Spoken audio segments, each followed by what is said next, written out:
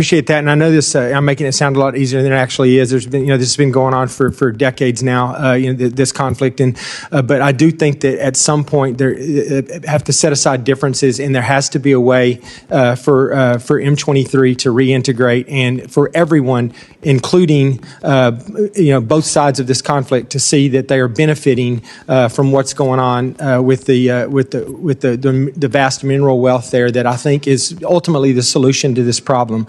But once again, I thank you for your time. And with that, Mr. Chairman, I yield.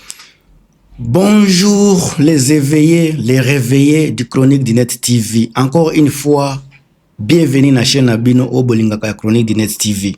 Nazokota na ba analyse oyo eko fungola bino misu na makamozoli kana Uvira. Nini nde ba M23 AFC baza ko préparer na mboka ya Uvira.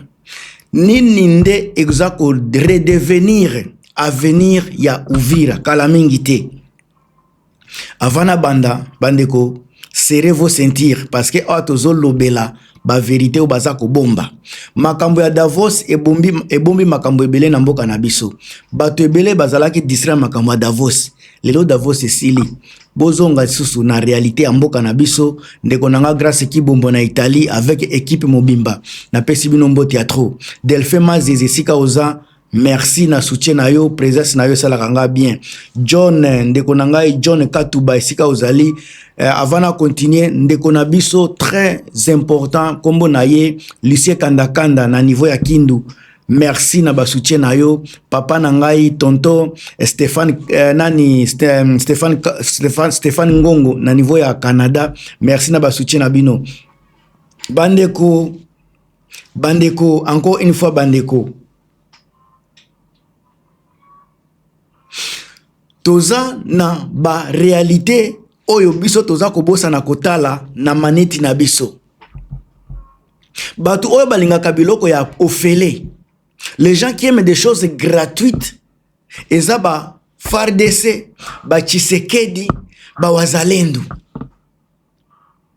Baza pe ya kosepela. Kozonga na mboka Uvira, on dirait bango bazwaki. Ba communicateur ya Tshisekedi bazo ganga balobi biso to récupérer tozo kende tina Goma. Bandeko eloko bakabeli bino ya pamba bozalaki na difficulté incapacité ya ko récupérer bokima ki lokola ba petit gazelle bokima ki lokola ba mboloko pona ko banga moto ya M23. Ba Wazalendo bazalaki ya koloba chaque jour Uvira kokwe ya kate. Umutoni Cindy là où tu es, je te dis bonjour. Les gens qui disaient ndeko nanga Umutoni esika oza Umutoni Cindy là où ba M23 baza kokota Wazalendo atiaki lokuta atiaki makelele ke lokuta bakokota te. Nani mutu azalaki ya liboso ko kima Uvira? Nani mutu azalaki mutu ya liboso ko kamata mbangu? Lelo bakabeli mino mboka ya pamba ya ofele bozo beta maboko bino bolingaka kaka biloko ya ofele bapesa pe bino walikale ya ofele bino bandeko ya ba M23 ba Wazalendo pardon bino bandeko ya ba FARDC bozo yo kata soni te boyo kasika ba réalité. Tango bokoti na mboka wana zela verdoyant de verdoyant na pesi mbote ato bakombo eza ebele Ernest Malanga merci na bino makelele oyo ba FARDC baza kochana Uvira na minute oyo bakozanga place ya kokimela na minute oyo ba makelelo baza kochia bakozanga place ya kokimela parce que ba M23 bako bloquer accès ya Burundi. Corneille Nanga ako bloquer accès ya Burundi. Mutazana mato ya koyoka discours ya Makenga. Mutazana lito ya koyoka discours ya Sultani Makenga.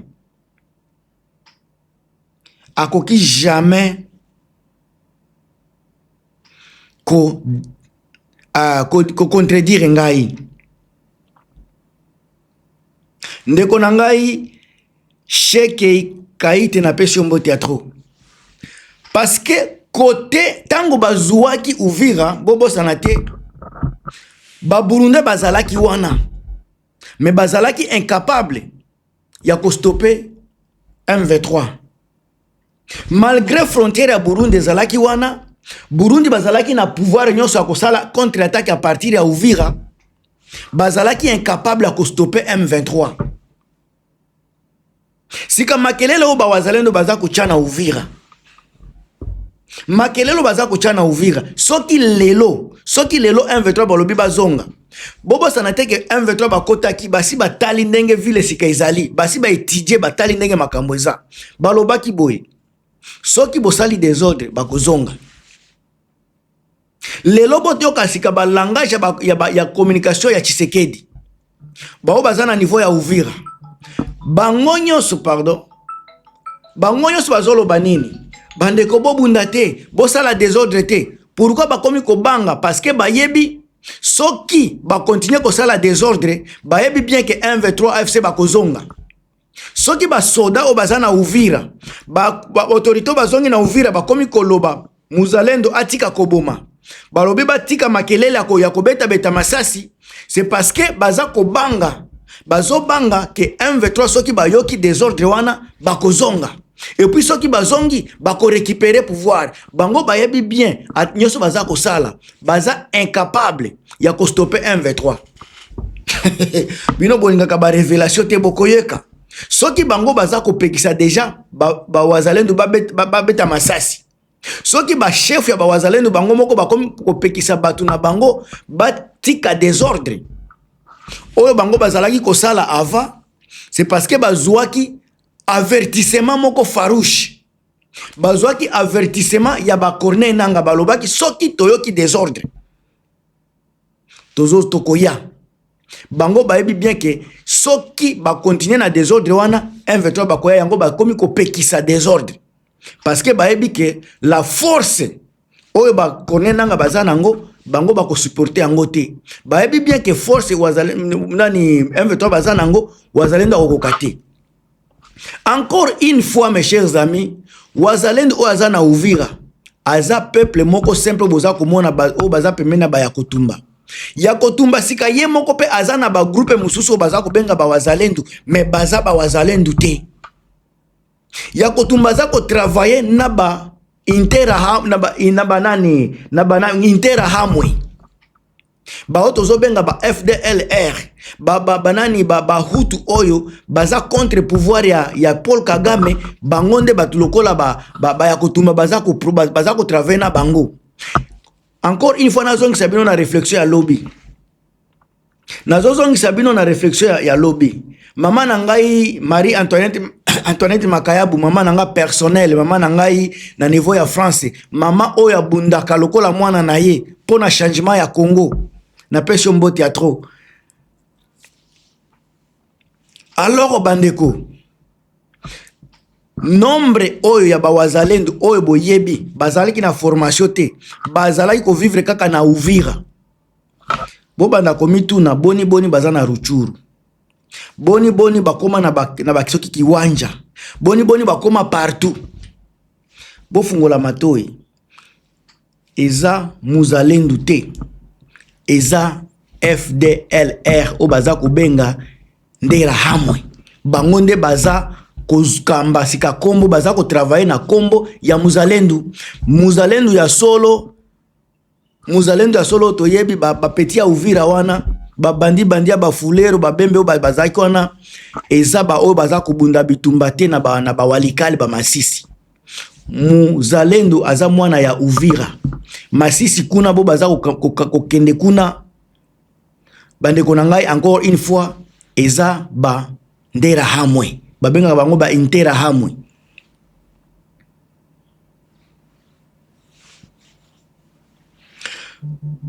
Crispin Kayembe na pesi mbote ya Tresika oza. Ba appelle les okota ebele moyena yamba ezate parce que tangu nazawa na ngite ko se distraire. Bande ko ngai ba vérité naza ko pesa bino. Soki botali carte ya Uvira, botali territoire ya Uvira, na pesi yo nga naza na lopango, nga na ye na botoli yo lopango, na botoli yo lopango, mais mutu ya libanda alobi nasala réconciliation na yo toyokana. Nalobi ok, kota na lopango na nga, na kati ya ndako, naza na lopango me na kati ya ndako kuna, na pesi yo chambre moko fanda kuna. Sika tango vandi kuna na chambre wana, okomi kobeta batu baza na chambre wana.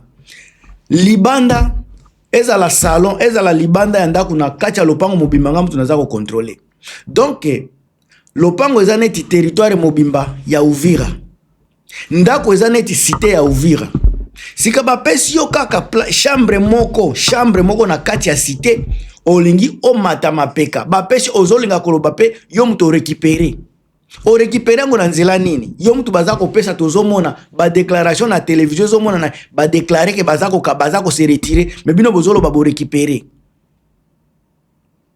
Na minute oyo bokobimate. Na minute oyo FARDC bokobimate. Na minute oyo les Wazalendo, vous n'allez pas vous en sortir.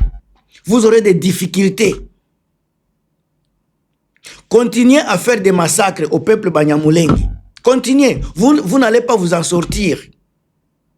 Parce que ces gens-là, quand les Banyamulenge, quand ils vont se défendre, vous allez regretter. Les Nyamulenge, ils sont bien instruits. Ce sont des militaires. Wazalendo, toi, tu n'es pas un militaire. Tu fais des atrocités. Quand un militaire va t'attaquer, est-ce que tu vas résister devant un militaire? Un militaire qui est formé, qui est discipliné, qui est organisé, qui a un plan bien déterminé dans sa tête. Est-ce que tu vas t'en sortir? Mes chers amis, à ceux qui connaissent les Wazalendo, interdisez aux Wazalendo de faire les gros dos. Interdisez aux Wazalendo de faire des atrocités. Interdisez aux Wazalendo de s'attaquer à la population civile.